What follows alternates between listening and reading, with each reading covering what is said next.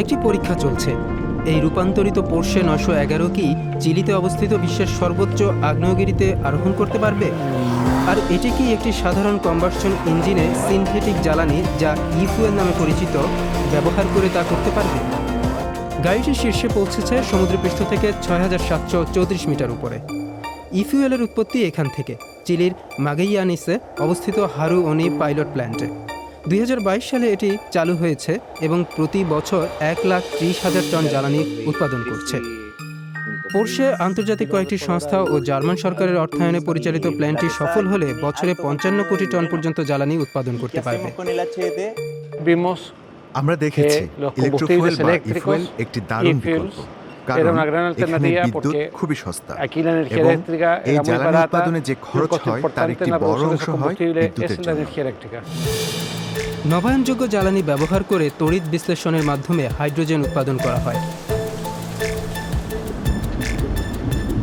এক্ষেত্রে মূলত বায়ু শক্তি ও পানি ব্যবহার করা হয়, আর কার্বন ডাইঅক্সাইড যোগ করা হলে তখন মিথানল সংশ্লেষণের মাধ্যমে ই-ফুয়েল তৈরি করা হয়। আপাতত আর্জেন্টিনার একটি ব্রুয়ারি থেকে পাওয়া কার্বন ডাইঅক্সাইড ব্যবহার করা হচ্ছে। প্ল্যান্ট পরিচালনা করা কোম্পানি HIF গ্লোবাল ভবিষ্যতে বায়ুমণ্ডল থেকে সরাসরি কার্বন ডাইঅক্সাইড সংগ্রহ করে ভূগর্ভে সংরক্ষণের পরিকল্পনা করছে। সে কারণে এখন একটি অবকাঠামো তৈরি করা হচ্ছে।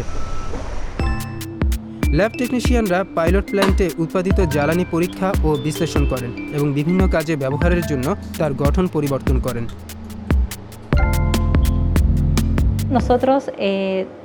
পুরো প্রক্রিয়া জুড়ে আমরা স্থিতিশীল পেট্রোল, হালকা পেট্রোল এবং ভারী পেট্রোল বিশ্লেষণ করি। এরপর ব্লেন্ডিং বা চূড়ান্ত মিশ্রণের মাধ্যমে পণ্য তৈরির কাজ শেষ হয়। চ্যালেঞ্জ হচ্ছে সিনথেটিক ফুয়েল উৎপাদন এখনও অনেক ব্যয়বহুল।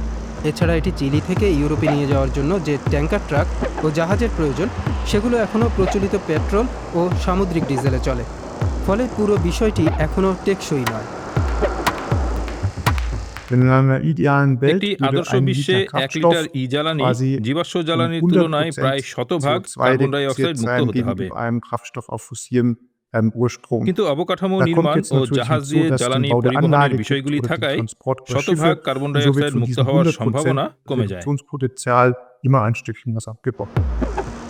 এরই মধ্যে ইইউতে 2030 সালের মধ্যে সিনথেটিক জ্বালানির ব্যবহার অন্তত 5.7% উন্নীত করার লক্ষ্য নির্ধারণ করা হয়েছে, এবং সেটি শুধু গাড়ির জন্য নয়, অন্যান্য ক্ষেত্রেও।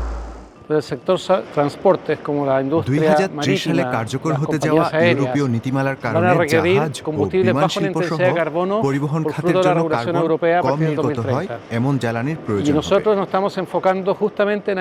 পরিবেশের উপর প্রভাব ফেলে এমন নির্গমন রোধ করতে আমরা এই চাহিদা পূরণের দিকে মনোনিবেশ করছি।